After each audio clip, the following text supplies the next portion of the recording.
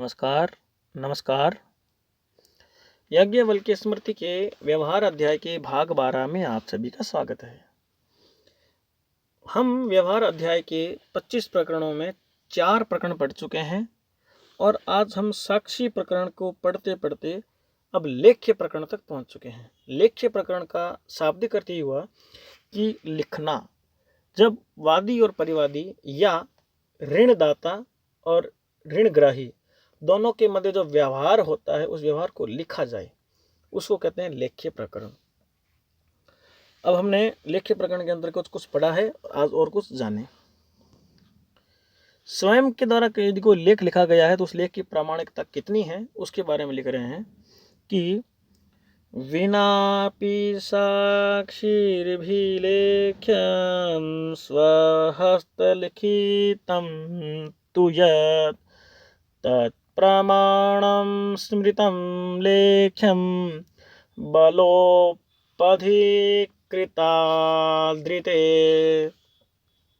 क्या अर्थ हुआ कि यत् लेख्यं स्वहस्त लिखितम बलोपधिकृताद रीते, जो लेख बलोपधिकृताद रीते बलपूर्वक, छलपूर्वक या लोभवश न लिखा गया हो और अपने हाथ से लिखा गया हो। जो लेख बलपूर्वक, छल से या लोभवश न लिखा गया हो वह अपने हाथ से लिखा गया हो। विनापि साक्षी भी, तो ऐसा लिखा गया साक्ष्यों के बिना भी प्रमाणित माना गया है, प्रमाण माना गया है। तत्लेख्यम प्रमाणम स्मृतम, ऐसे लेख को प्रमाण माना गया है। यदि ऋणी के द्वारा ऐसा लेख अपने हाथ से लिखा गया है तो ऐसा लेख साक्ष्यों, बिना साक्ष्यों के भी प्रमाणिक माना गया है, लेकिन वह बलपूर्वक, छल से या लोभ के वशीभूत होकर के न लिखा गया हो।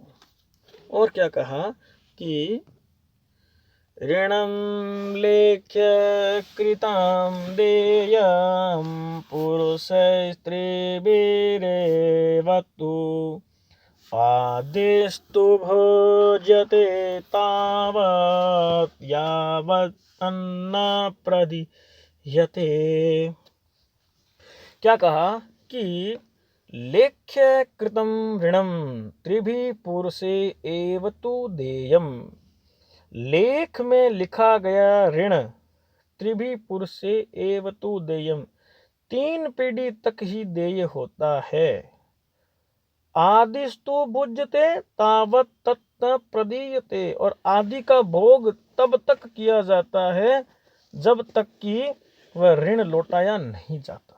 तात्पर्य क्या हुआ, यदि कोई ऋण लिया गया है और वो लिखित में है तो 3 पीढ़ियां तक ही देय होता है। लेकिन यदि बंधक है, यदि कोई धरोहर के साथ में ऋण लिया गया है तो बंधक का भोग भी हो रहा है, तो बंधक का भोग तब तक ही किया जाता है जब तक ऋण को चुका नहीं दिया जाए। ऋण चुका लिया उसके बाद बंधक का भोग धनी नहीं कर सकता। यदि 2 व्यक्तियों के, धनी और ऋणी के बीच में लिखा गया लेख यदि नष्ट हो जाए या खो जाए तो क्या हो, इसकी व्यवस्था दी महर्षि याज्ञवल्क्य जी ने कि लेख के खो जाने या नष्ट हो जाने पर क्या हो। देशांतरस्थे दुर्लेखे नष्टोन्मृष्टे हृते तथा भिन्ने दग्धेऽथवा छिन्ने लेख्यम् अन्यत्तु कारयेत्। देशांतरस्थे दुर्लेखे नष्टोन्मृष्टे हृते तथा भिन्ने दग्धे अथवा छिन्ने अन्यत्तु लेख्यम कारयेत्। देशांतरस्थे, लेख के किसी अन्य देश में रह जाने पर, कहीं दूसरे देश में छूट जाने पर, दुर्लेख्य पढ़ने योग्य न होने पर, नष्टोन्मृष्टे, नष्ट यानी नष्ट हो जाने पर, उन्मृष्टे मिट जाने पर, हृते हरण कर यानी चोरी की जाने पर, भिन्ने फट जाने पर, दग्धे या जल जाने पर, दग्धे का मतलब जल जाने पर, अथवा छिन्ने फट जाने पर, भिन्ने का मतलब गल जाना और दग्धे का जल जाना, छिन्ने का मतलब फट जाने पर, अन्य तो लेख्यम कार्ये,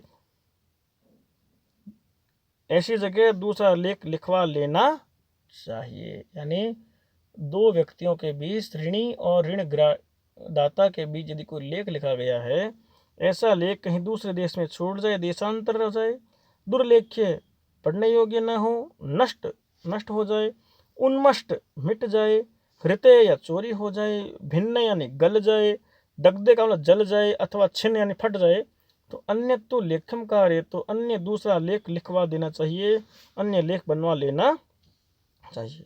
यदि लेख में संदेह है तो फिर क्या करें, उसकी व्यवस्था भी दी महर्षि याज्ञवल्क्य जी ने कि संदिग्ध लेख्य शुद्धि स्यात् स्वहस्त लिखितादि भी युक्ति प्राप्ति क्रिया चिन्ह संबंधागम हेतु भी। स्वहस्त लिखितादि भी युक्ति प्राप्ति, क्या कहा, लेख के संबंध में संदेह उपस्थित होने पर अपने हाथ से लिखे हुए लेख से युक्ति प्राप्ति अर्थात समय स्थान आदि की दृष्टि से परिस्थिति की गणना, क्रिया चिन्ह संबंधम आगमम हेतु भी संदिग्ध लेख्य शुद्धि स्यात्। क्या कहा कि लेख के समय में संदेह उत्पन्न होने पर अपने हाथ से लिखे हुए लेख से युक्त प्राप्ति अर्थात समय स्थान आदि की दृष्टि से परिस्थिति की गणना, क्रिया या साक्ष्य का उल्लेख, श्रीकार आदि चिन्ह, धनिक और धनी ऋणी का अपन संबंध, द्रव्य प्राप्ति उपाय आदि हेतुओं से शुद्धि होती है। और क्या कहा कि लेख्यस्य पृष्ठे विलेख्ये दत्त्वऋणिको धनं धनीवोपगतं दद्यात् स्वहस्तपरिचिह्नितं। कहा दत्त्वऋणिको धनं दत्त्वा लेख्यस्य पृष्ठे अभिलिखेत, ऋणी धन देकर लेख के पीछे लिख दें। धनीवोपगतम स्वहस्त परिचिन्नितम दद्यात्, धनिक भी धन प्राप्त करके अपने हस्ताक्षर करके प्राप्ति रसीद प्राप्त कर ले, रसीद दे दें। तात्पर्य क्या हुआ कि यदि ऋणी के पास जब कर्ज पूरा देने की शक्ति नहीं है तो जितना वह दे सकता है उसका धन धनिक को देकर लेख के पीछे लिख दें, और धनिक भी उससे प्राप्त धन को लेकर के हस्ताक्षर करके जितना धन प्राप्त हो उसकी रसीद देवें। आगे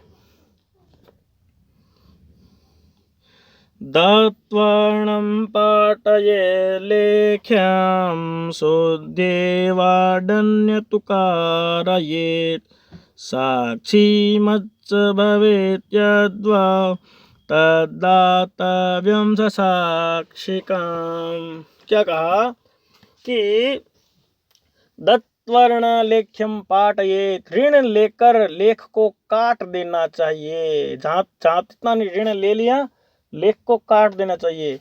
वह शुद्ध ये अन्यतु कार्य, अथवा ऋणी की निवृत्ति के लिए धनी दूसरा लेख लिखावे। यद्वा साक्षी मत च भवेत् तत् साक्षिकम दातव्यम, जो ऋण साक्षियों के समक्ष लिया गया हो उन्हीं साक्षियों के सामने लौटा देना चाहिए। यहां तक लेख्य प्रकरण समाप्त हुआ। अब प्रारंभ होता है दिव्य प्रकरण। दिव्य प्रकरण शुरू हुआ। तुलाज्ञापो विषम कोशो दिव्यानिह विशोधये, महावियोगे श्वेतानि शीर्षकस्ते वियोक्तरि। तुला अग्नि आपो विषम कोशो विशुद्धि इति इह दिव्यानि। तुला आग, जल, आपका मतलब जल, विषम जहर और कोश ये शुद्धि के लिए या संदेह दूर करने के लिए दिव्य माने गए हैं। कौन कौन? तुला, अग्नि, जल, विष यानी जहर और कोश ये शुद्धि के लिए या संदेह दूर करने के लिए दिव्य माने गए हैं। एतानि महाभियोगेषु अभियोक्तरि शीर्षकस्ते, इनका प्रयोग महाभियोगों में होता है और वह भी प्रमुख अभियुक्त या प्रतिवादी के लिए अभियोक्ता के या वादी के शीर्षकस्थ होने या जय पराजय का भागी होने पर किया जाता है। यानी अभियुक्त के संदेह होने पर तुला अग्नि जल विष और कोष के द्वारा संदेह का निवारण कर लिया जाए। एतानि महाभियोगेषु अभियोक्तरि शीर्षकस्थ, यानी महाभियोगों में प्रयुक्त होता है, अभियोक्ता के शीर्षकस्थ होने पर भी इसका प्रयोग होता है। आगे देखें इस दिव्य प्रकरण के अंदर ही कि रोचावान्यतर कुर्यादितरो वर्तये क्षीर विनापि शीर्षकात् कुर्यान् नृपद्रोहेऽथ पातके। क्या कहा?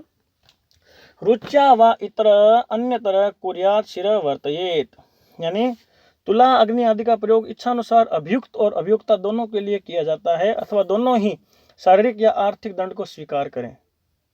शीर्षकात् विनापि नृपद्रोहे अथ पातके कुर्यात्, राजद्रोह में और ब्रह्म हत्यादि महापातकों में बिना जय पराजय के विचार किए इनका प्रयोग किया जाना चाहिए। इनका प्रयोग किया जाता है। राजद्रोह और ब्रह्म हत्या आदि में कौन कौन से तुला अग्नि आदि का जो प्रयोग है, राजद्रोह ब्रह्म इत्यादि पातकों में बिना जय पराजय के विचार के कर देना चाहिए। और क्या कहा? सचैलम स्नातमाहूय सूर्योदय उपोषितम कारयेत सर्वदिव्यानि नृप ब्राह्मण सन्निधौ। उपोषितम सूर्योदय सचैलम स्नातम आहूय नृप ब्राह्मण सन्निधौ। उपोषितम यानी उपवास करके, यानी जो शपथ लेने वाला है उसको उपोषितम पहले दिन उपवास करवा के, सूर्योदयम सूर्योदय होने पर, सचैलम वस्त्र सहित स्नान करवा करके बुलाना चाहिए, आहूतम बुलाना चाहिए, और नृप ब्राह्मण सन्निधौ राजा और ब्राह्मणों के समीप सभी दिव्य करवाने चाहिए। तात्पर्य है कि शपथ करने वाले को एक दिन पूर्व उपवास करा के सूर्योदय के होने पर वस्त्र सही स्नान कराना जाना चाहिए, तथा राजा और ब्राह्मण के समक्ष सभी शपथ करवानी चाहिए, जिसको ये तुला अग्नि आदि, जो तुला अग्नि आग यानी जल विष कोष जो शुद्धि के जो उपाय हैं दिव्य कराए जाते हैं, उनको करवाने के लिए शपथ लेने वाले को पहले उपवास करा करके सूर्योदय होने पर वस्त्र से स्नान करवा करके बुलाना चाहिए, और राजा और ब्राह्मणों के समीप दिव्य करवाना चाहिए। और भी क्या कहा कि तुला स्त्री बाल वृद्धांध पंगु ब्राह्मण रोगिणाम अग्निर्जलम वसुदृश्य यवा सप्त विशस्यवा। स्त्री बाल वृद्धांध पंगु ब्राह्मण रोगिणाम, स्त्री बालक वृद्ध अंधे पंगु ब्राह्मण और रोगी के लिए तुला का दिव्य करना चाहिए, यानी इनके लिए दिव्य कौन सा चाहिए? तुला का दिव्य। अग्नि जलम वसुदृश्य यवाह सप्त विशेष्य, और क्षत्रिय के लिए अग्नि का दिव्य करना चाहिए, वैश्य के लिए जल का, और शूद्र के लिए 7 जौ के बराबर विष का द्रव्य किया जाना चाहिए। यानी जांच परख दिव्य कैसा किया जाना चाहिए कि स्त्री बालक वृद्ध अंधे पंगु और ब्राह्मण और रोगी के लिए तो तुला का दिव्य, तुला के द्वारा यानी तुला में तोल करके, या जिस तुला का जो दिव्य होता है परख होती है ऐसी करनी चाहिए। और क्षत्रिय के लिए अग्नि की परख, वैश्य के लिए जल की, और शूद्र के लिए जो दिव्य है वो 7 यौ के बराबर विष के द्वारा उसकी दिव्य कराना चाहिए। और क्या कहा कि नासहस्राधरेत पालाम न विषम न तुलाम तथा नृपार्थेष्वभिशापे च वहेयुः सूचयः सदा।